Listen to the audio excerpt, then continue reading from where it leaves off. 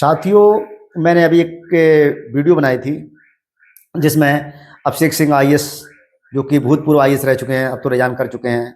उन्होंने बेसिक शिक्षा के बारे में कहा था कि वहाँ के टीचर बेसिक शिक्षा को डुबाने में उनका बहुत बड़ा योगदान है। ठीक है, उनका अपना माइंड सेट है, उन्होंने क्या सोच के कहा है। उन्होंने एक वीडियो डाली है जिसमें एक महिला शिक्षिका सो रही है और उस चीज़ से उन्होंने ये पूरे मतलब एक टीचर समाज के लिए उन्होंने दोषी ठहराया है कि बेसिक शिक्षा को जो खत्म करने में, या जो आज स्थिति है बेसिक शिक्षा की, वो उसमें टीचर का बहुत बड़ा योगदान है। इन सर से कोई ये पूछे कि बेसिक शिक्षा को खत्म करने में टीचर का योगदान है, तो बगैर टीचर के आप कहाँ से शिक्षा को देंगे? कम से कम ये तो सोचो, ये भी पढ़ के आए तो किसी शिक्षक ने तो पढ़ाया है। मगर इनका ये है कि इनके दिमाग में जो इनका परसेप्शन बना हुआ है वो बेसिक टीचर के बारे में, यानी कि प्राइमरी के टीचर के बारे में बहुत गंदा बना हुआ है।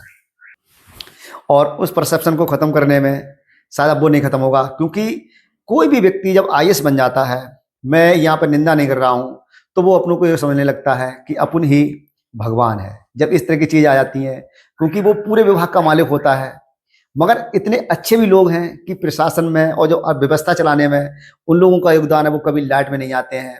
मगर उन्होंने इस भारत को बनाने में, इस प्रदेश को बनाने में, इन सब लोगों के बीच में जो कानून और जो व्यवस्था चल रही है, भाईचारा है, तो उनमें भी आईएएस लोगों का ही मतलब योगदान है। क्योंकि पूरे प्रशासन को स्थायी कार्यपालिका है, इनका बहुत बड़ा समय होता है, बहुत बड़े समय तक ये काम करते हैं और इनका ही विजन, जो दृष्टिकोण होता है, वो हमारी योजना है, परियोजना में दिखता है। और ये सजेस्ट करते हैं का जो मतलब अस्थायी कार्यपालिका, जब हमारे मंत्री परिषद या मंत्री जी लोग होते हैं, वो तो अस्थायी होते हैं, 5 साल के लिए आए और फिर दोबारा चुन के आए, मगर ये स्थायी कार्यपालिका है।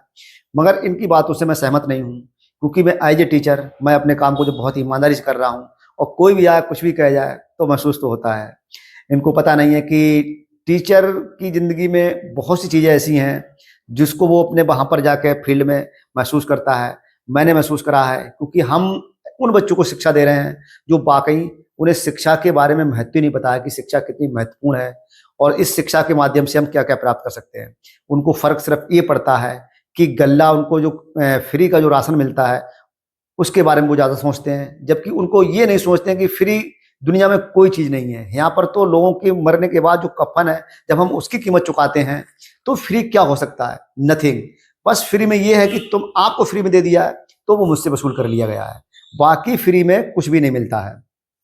फिर दूसरी चीज़ ये है कि हम उन बच्चों को पढ़ा रहे हैं जिनको शिक्षा का महत्व नहीं पता है, उनके गार्जियंस को उसकी वैल्यू नहीं पता है, मगर हम फिर भी कोशिश करते हैं, घर घर जाके बच्चों को बुला के लेके आते हैं, क्योंकि जब बच्चे नहीं होंगे तो हमारा क्या होगा? मेरा तो ये सोचना है। किसी एक व्यक्ति के साथ ऐसी हो सकती है कि उनको नींद आ गई हो, और ये वीडियो मैंने एक व्यक्ति के से नहीं बल्कि बहुत व्यक्तियों पे ऐसा देखा है कि उन लोगों ने इस तरीके से चीज़ें शेयर करी हैं, फिर ब्लैक बोर्ड पे कुछ भी लिख के, गलत लिख के कि अब इनको इतना आता है, उतना आता है, इस तरह की चीज़ें। हम सुबह मिड डे मील से लेकर और भी काम करते हैं, पत्रावलियाँ तैयार करते हैं, विभागीय मीटिंग होती है, जितने भी कार्यक्रम होते हैं, चाहे जनगणना हो, चाहे बाल गणना हो, कोई भी सर्वे हो, अगर हमें पॉवर्टी से संबंधित अभी एक लिस्ट बनाई है हमने, एसआईआर, बीएलओ, निर्वाचन आयोग के अंतर्गत जितने भी काम होते हैं, हम उनको बड़ा खुशी-खुशी करते हैं, क्योंकि हम सोचते हैं कि भारत में लोकतंत्र को जीवित रखने के लिए जिस प्रकार से और लोगों का योगदान है, तो हम भी अगर उसमें काम कर रहे हैं, तो हम बड़ा उसको खुशी-खुशी अपना महसूस करते हैं कि हमारे लिए एक गौरवान्वित का विषय है कि लोकतंत्र की जो एसआईआर अभी हुई है, उसमें हमने भी सहयोग करा है। तो ये कोई हमारे लिए बर्डन नहीं है। अब इनके बीच में जो भी समय मिलता है, तो हम एक क्वालिटी एजुकेशन देने की भी कोशिश करते हैं कि अपने बच्चों को क्वालिटी एजुकेशन देंगे, क्योंकि हम जब उन बच्चों को उनको नहीं पढ़ाएँगे, वो हमारे बच्चों से भी ज़्यादा इम्पोर्टेंट है। फिर हम अपने बच्चों में कौन से संस्कार हमारे बच्चों में होंगे, जब हम अपना कर्तव्य अपनी भली-भाँति से नहीं कर पा रहे हैं। मगर सर इसको नहीं समझेंगे। मैंने जाके घर-घर जाके नौहरे करके, मतलब लोगों से रिक्वेस्ट करके कि अपने बच्चों को भेजिएगा, क्योंकि आपके बच्चे अगर पढ़ेंगे नहीं तो ये एक उस रास्ते पे चले जाएँगे, जो रास्ता बहुत ही ज़्यादा कठिन है और बहुत ही नीरस। और वर्तमान समय में एक समस्या और ज़्यादा टीचर सामना कर रहा है, तो ये समस्या है क्योंकि माननीय सुप्रीम कोर्ट ने, माननीय सर्वोच्च न्यायालय ने ये अभी आदेश दिया है कि टीचर जो कि टीईटी क्वालिफाई नहीं है, वो टीईटी क्वालिफाई करेंगे। अब 2011 के बाद जितने भी बैच आए, वो सब लोग ऑलरेडी टीईटी हैं। 2011 से पहले के जो बैच हैं, वो टीईटी नहीं है।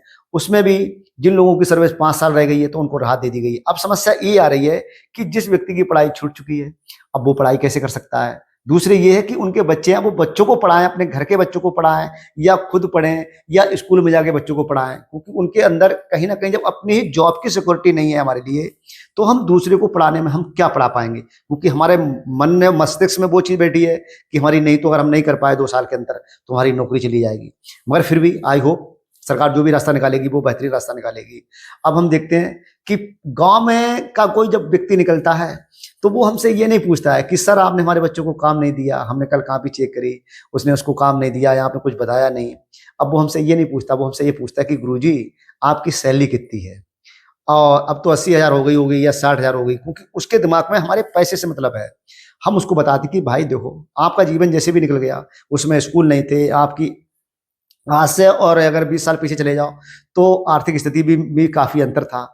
अगर आप नहीं पढ़ पाए किसी कारणवश, बस अपने बच्चों को पढ़ाओ, क्योंकि हम कोशिश करेंगे कि उसको अच्छी एजुकेशन देने की। आप हमको देखकर मोटिवेट क्यों नहीं होते हो कि जब ये अध्यापक बन सकते हैं तो हमारा बच्चा क्यों नहीं बन सकता है? मगर है क्या, क्योंकि नेगेटिविटी जो होती है वो व्यक्ति को पता नहीं कहाँ-कहाँ से घेरती है। तो अब ये सर तो इसको समझेंगे नहीं, क्योंकि उन्होंने तो कह दिया कि प्राइमरी एजुकेशन को खत्म करने में अध्यापकों का सहयोग है। अब पता नहीं इन्होंने क्या सोच के इस बात के लिए कही, मैं इनकी बात को एग्री करता हूँ, ठीक है, इनका जो अपना सोचना है वो अपनी, जो भी व्यक्ति जिस हिसाब से सोचता है वो उसकी अपनी अपनी सोच होती है।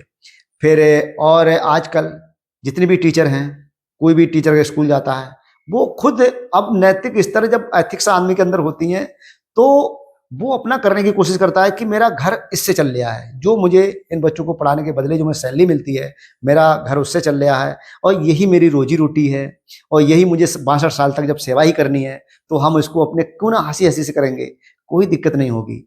और मैं तो इसी सोच के साथ काम करता हूँ।